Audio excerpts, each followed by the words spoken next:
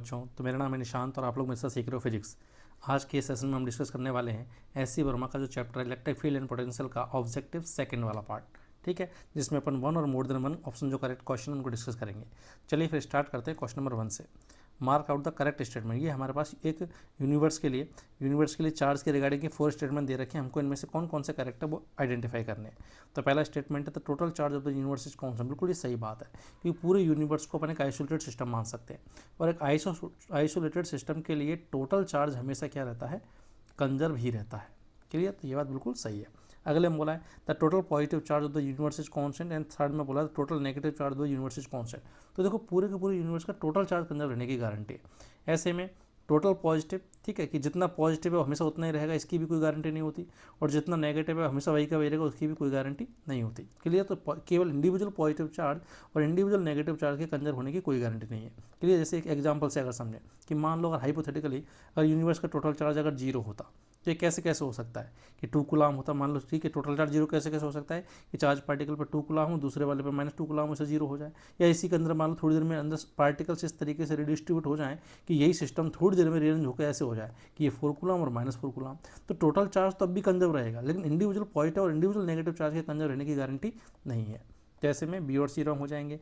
आगे बोला है the total number of the charge particle in the universe is constant. तो देखो जब इंडिविजुअल चार्ज ही हमारे पास कंजर्व नहीं है, क्लियर, कि टोटल पॉजिटिव चार्ज जितना है उतना ही रहेगा, इसकी ही कोई गारंटी नहीं है। तो ऐसे में टोटल पॉजिटिव चार्ज पार्टिकल्स या टोटल नेगेटिव चार्ज पार्टिकल्स के भी नंबर्स के सेम होने की कोई गारंटी नहीं है। क्लियर, कैसे एग्जांपल के लिए अगर मान लो कि एक यूनिवर्स है हमारे पास, एक आइसोलेटेड सिस्टम है, क्लियर, इस पर टोटल चार्ज है मान लो 8 कूलम। अभी कैसे हो सकता है कि 8 कूलम का मान लो एक ही पार्टिकल हुआ, थोड़ी देर में मान लो इसमें कुछ इस तरीके से पार्टिकल्स का डिस्ट्रीब्यूशन हो गया कि एक पे 3 कूलम आ गया, एक पे 5 कूलम आ गया, तो अब टोटल चार्ज तो अब भी कंजर्व 8 का 8 ही रहा, लेकिन चार्ज पार्टिकल्स देखो चेंज हो गए। तो ऐसे में साफ साफ इस एग्जाम्पल से भी अपन समझ सकते हैं कि total number of the charge particle in the universe constant है, इसकी भी कोई गारंटी नहीं है। तो ऐसे में only A is the correct. ठीक है बेटा। क्वेश्चन नंबर 2 देखिए, अ point charge is brought in electric field, कि ये मान लो कोई भी इलेक्ट्रिक फील्ड है, क्लियर, और इसमें हमने एक पॉइंट चार्ज लेके आ गए। यहाँ मान लो कोई चार्ज क्यू लेके आ गए, तो electric field eight near by point क्या होगा हमारे पास। तो अगर मैं चार्ज की वजह से बात करूँ, मान लो इस पॉइंट पर एक्सटर्नल की वजह से इलेक्ट्रिक फील्ड है मान लो ई। अब अगर ये हमने पॉजिटिव चार्ज रखा है तो यहाँ इलेक्ट्रिक फील्ड इधर हो जाएगा और यहाँ हो जाएगा हमारे पास अपोजिट में। तो अगर इसके नियर बाई पॉइंट पे देखो तो इस पॉइंट पे हमारे पास इसको इसने सपोर्ट किया तो नेट ई बढ़ गया, लेकिन साइमल्टेनियसली अगर मैं इस पॉइंट पे बात करूँ तो यहाँ ई नेट घट गया, क्योंकि हमारे पास पॉइंट चार्ज का ई और एक्सटर्नल ई एक दूसरे के अपोजिट हो गए। अगर ये नेगेटिव चार्ज हुआ तो इसका उल्टा हो जाएगा, नेगेटिव चार्ज के केस में यहाँ बढ़ जाएगा और यहाँ कम हो जाएगा और यहाँ बढ़ जाएगा। तो ऐसे में नियर बाई पॉइंट पे, इंडिविजुअल पॉइंट पे हमारे पास इलेक्ट्रिक फील्ड बढ़ेगा या घटेगा इसकी श्योरिटी नहीं है। आप इंडिविजुअल पॉइंट की लोकेशन बताइए कि किस पॉइंट पे अपन बात कर रहे हैं। ठीक है, नियर बाई पॉइंट में तो कोई भी पॉइंट हो सकता है। तो इसने क्या बोला कि नियर बाई पॉइंट पे हमारे पास क्या होगा, will increase if the charge is positive, देखो गारंटी नहीं है, will increase if the charge is negative, guarantee नहीं है, may increase if the charge is positive, अगर चार्ज हमारे पास पॉजिटिव तो इंक्रीज हो सकता है, बात सही है, may decrease if the charge is negative, ये भी पॉसिबल है कि अगर चार्ज नेगेटिव हुआ तो हमारे पास नियर बाई पॉइंट्स पे इलेक्ट्रिक फील्ड है वो डिक्रीज हो सकता है। तो सी एंड डी दोनों हमारे पास करेक्ट होंगे, तो इसका आंसर आएगा C and D. Question number 3 देखिए, the electric field and the electric potential at a point are E and B respectively. तो ई और वी की वैल्यू, ई की वैल्यू दे करके वी पूछा और वी की वैल्यू देके ई पूछा है। तो देखो इनमें रिलेशन क्या होता है, डी वी इक्वल टू होता है minus E dot D R. तो अगर हमें किसी रीजन में इलेक्ट्रिक फील्ड अगर आर का फंक्शन है, आर का फंक्शन होने का मतलब है किसी 3D स्पेस में हर जगह का ई पता होना। तो अगर हमें किसी जोन में, अगर पूरे जोन का ई अगर पता है तो डेफिनेटली इंटीग्रेट करके अपन वहाँ वी निकाल सकते हैं। और सिमिलरली अगर मेरे को किस पूरे जोन में वी की फंक्शन पता है कि पूरे जोन में हमारे पास पोटेंशियल जो है वो एक्स वाई जेड के साथ कैसे चेंज हो रहा है, तो वहाँ से तुम इलेक्ट्रिक फील्ड भी निकाल सकते हो minus D V by D R से। क्लियर, तो कंक्लूजन क्या निकल रहा है यहाँ से कि अगर पूरे जोन में ई पता है तो वी पे कमेंट की जा सकती है, और पूरे जोन में अगर वी पता है तो तुम ई पे भी कमेंट कर सकते हो। लेकिन अगर इंडिविजुअल पॉइंट पे तुम्हें पता है, आपसे बोल दे इस पॉइंट का पोटेंशियल 10 वोल्ट है, तो इलेक्ट्रिक फील्ड बताइए पूरे स्पेस में क्या होगा, हम नहीं बता सकते। क्यों? क्योंकि इस पॉइंट का 10 है, अब हो सकता है घट के 10 हुआ हो या बढ़ के 10 हुआ हो या पूरे जोन में कॉन्सेंट हो, तो उस बेसिस पे इलेक्ट्रिक फील्ड कुछ भी हो सकता है। तो कंक्लूजन क्या है कि अगर किसी भी पॉइंट पे तुम्हें ई पता है तो तुम वी पे कमेंट नहीं कर सकते, और वी पता तो ई पे कमेंट नहीं कर सकते। हाँ, लेकिन अगर जोन में पता है तो साइमल्टेनियसली कमेंट हो सकती है। अब देखो इसने क्या बोला है, इफ़ ई 0 है तो वी मस्ट बी 0, कोई गारंटी नहीं। देखो एक पॉइंट का ई पता है तो मैं तो वी पॉइंट बोला ना इसने, एक पॉइंट का अगर ई पता है तो अपन वी पे कोई कमेंट नहीं कर सकते। Similarly if we 0 E must be 0, इसकी भी गारंटी नहीं है।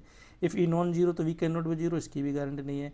We non 0 E can not be 0, इसकी भी गारंटी नहीं है। तो इन चारों में से कोई भी हमारे पास डेफिनेटली मैं कह सकता हूँ करेक्ट नहीं होगा। क्लियर, तो इसमें आंसर होगा नन, कोई सा ऑप्शन नहीं है। Clear, A B C D में से कोई सा ऑप्शन नहीं होगा आंसर। क्लियर है। अब इसी में अगर ये बोल देता कि इस जोन में इतना है इलेक्ट्रिक फील्ड या इस जोन में पोटेंशियल इतना, तो डेफिनेटली अपन कमेंट कर पाते।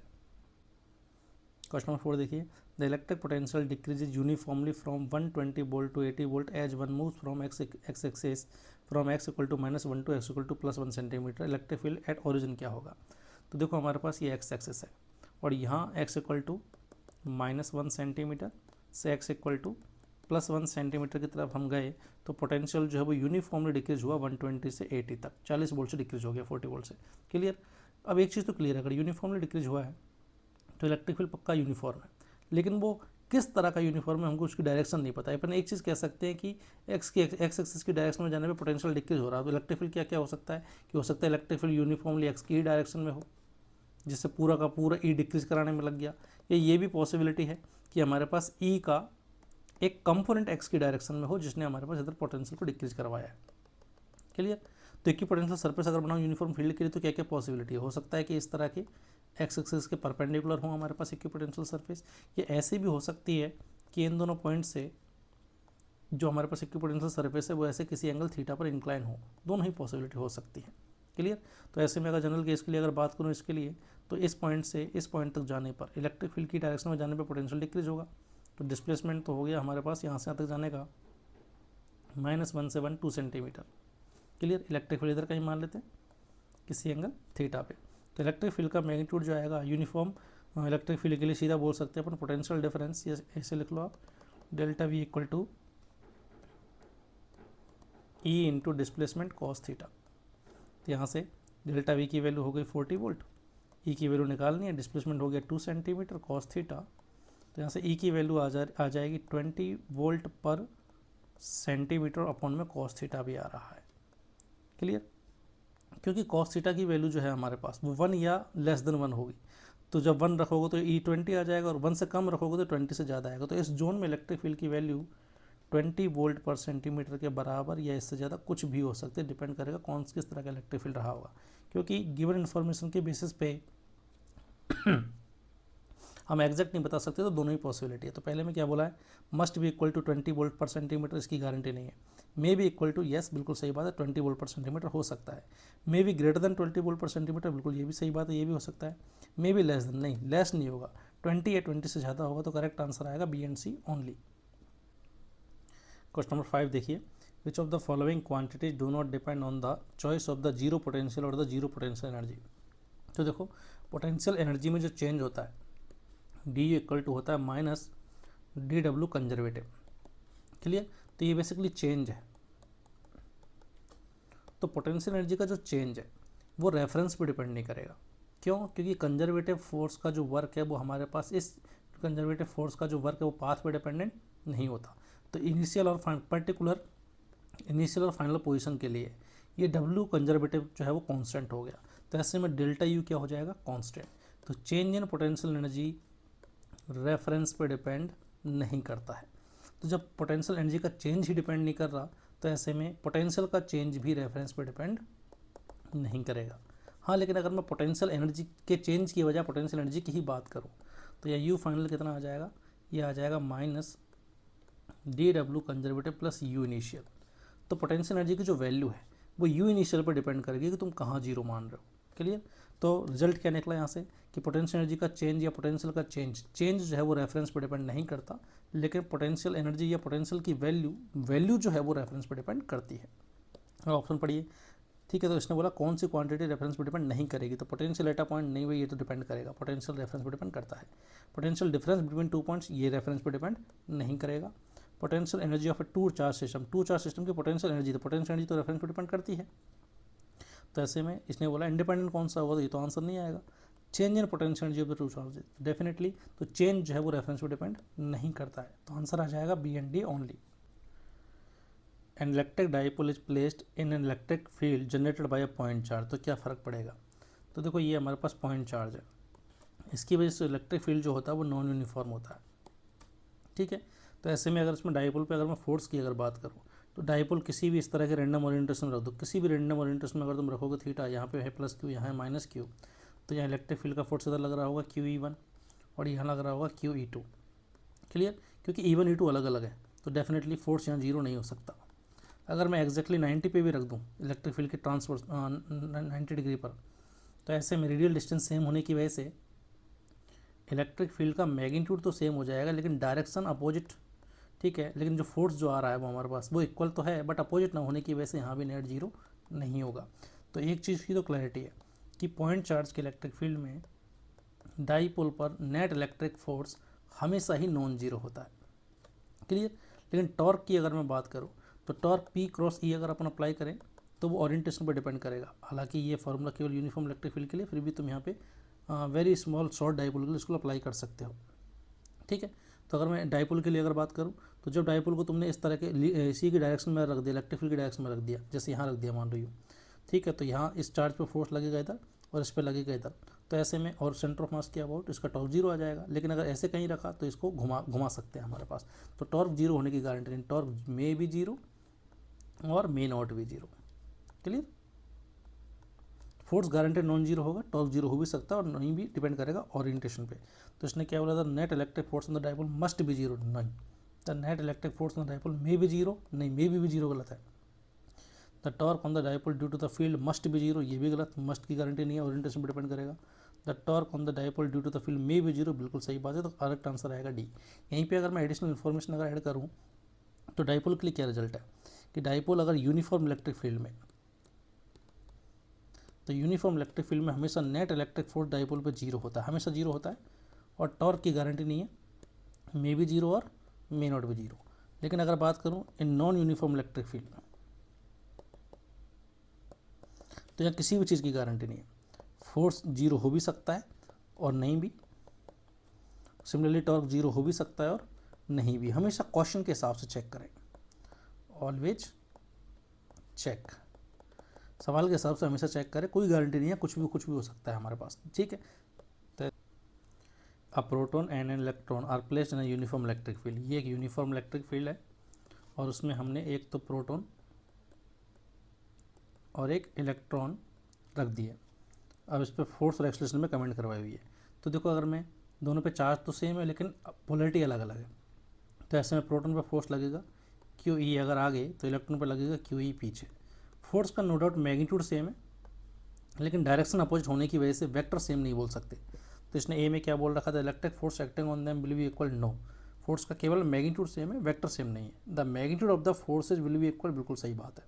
The acceleration will be equal, तो देखो फोर्स तो सेम है, तो ऐसे में प्रोटॉन का मास, प्रोटॉन का एक्सेलरेशन क्या हो जाएगा हमारे पास, ये हो जाएगा फोर्स अपॉन में प्रोटॉन का मास, और इलेक्ट्रॉन का एक्सेलरेशन क्या हो जाएगा, फोर्स अपॉन में इलेक्ट्रॉन का मास। ठीक है, तो ऐसे में इलेक्ट्रॉन का मास क्योंकि कम है तो ऐसे में इलेक्ट्रॉन का एक्सेलरेशन पक्का ज़्यादा होगा प्रोटॉन से, कि प्रोटॉन का मास तो ज़्यादा, एक्सेलरेशन कम आ जाएगा। तो इसने बोला है कि एक्सेलरेशन सेम है, नहीं, ये गलत बात हो जाएगी। The magnitude of their acceleration will be equal, no, यहाँ से साफ साफ पता लग रहा है मैग्नीट्यूड भी सेम नहीं है, तो only B is correct. The electric field in a region is directed outward and it's proportional to the distance r from the origin. ठीक है, तो इलेक्ट्रिक फील्ड जो है वो आर के प्रोपोर्शनल है, चलो मान लेते हैं कुछ KR टाइप का है आउटवर्ड डायरेक्शन। ठीक है, taking the potential at origin to be zero, origin पे पोटेंशियल को जीरो मानना है। तो आपसे पूछा है कि electric potential at the origin is uniform in the region proportional to r, electric potential का वेरिएशन पूछा किस तरीके का आएगा पूरे जोन में। तो देखो DV इक्वल टू क्या होता है, -E.dr। क्लियर, तो अपन आर की डायरेक्शन में चलते हैं, तो DV equal to minus E का मैग्नीट्यूड, आर की डायरेक्शन में चल रहे हैं तो DR का मैग्नीट्यूड, अब जिधर E है, ठीक है, जिधर E है हमारे पास उसी डायरेक्शन में R है, और उसी डायरेक्शन में अगर चलेंगे तो DR और E और R के बीच का एंगल हो गया जीरो। तो यहाँ से DV की वैल्यू आ गई -KR/dr। लिमिट लगाते हैं, जब R जीरो है तो पोटेंशियल जीरो, किसी भी R पे आ जाएगा पोटेंशियल V। तो यहाँ से V माइनस जीरो की वैल्यू आ रही है -KR²/2। तो किसी भी R पे पोटेंशियल की जो वैल्यू आ रही है -KR²/2 आ रही है। ठीक है, इसका ग्राफ भी अगर तुम देखो तो V का कुछ आएगा पैराबोला जो हमारे पास -V की तरफ ओपन होगा, मतलब इस इधर की तरफ कहीं। क्लियर, अब आगे क्या बोला है कि ये जो पोटेंशियल है हमारे पास is uniform in the region, नहीं, यूनिफॉर्म नहीं है, R² पे प्रोपोर्शनल है, प्रोपोर्शनल टू R गलत हो जाएगा, प्रोपोर्शनल टू R² सही है। Is increases as one goes away from the origin, जब ओरिजिन से अगर अपन दूर की तरफ जाएंगे तो यहाँ साफ साफ पता लग रहा है ऑरिजिन पे ही मैक्सिमम है 0, बाकी ऑरिजिन से दूर जाने पे तो ये नेगेटिव की तरफ जा रहा है, मतलब कम होता जा रहा है। पोटेंशियल में प्लस माइनस, ठीक है, स्केलर क्वांटिटी तो प्लस माइनस उसकी वैल्यू में ही इंक्लूडेड होते हैं, ठीक है, तो उसको कंसिडर करेंगे अपन। तो साफ साफ कह सकते हैं जैसे जैसे आर बढ़ेगा तो ये वैल्यू नेगेटिव में बढ़ेगी, नेगेटिव में बढ़ना मतलब कम होना, तो पोटेंशियल डिक्रीज होगा। तो ये बोल रहा है कि it increases as one goes away from the origin, नहीं, ये गलत बात हो जाएगी। तो करेक्ट आंसर आएगा ओनली सी। ठीक है बेटा, तो ये हमारा ऑब्जेक्टिव सेकंड का डिस्कशन कंप्लीट हुआ। तो आगे सब लोग अच्छे से पढ़ते रहिए, अगले सेशन में अपन मिलेंगे इसके एक्सरसाइज वाले क्वेश्चंस को लेके। ठीक है बेटा, ऑल दी बेस्ट।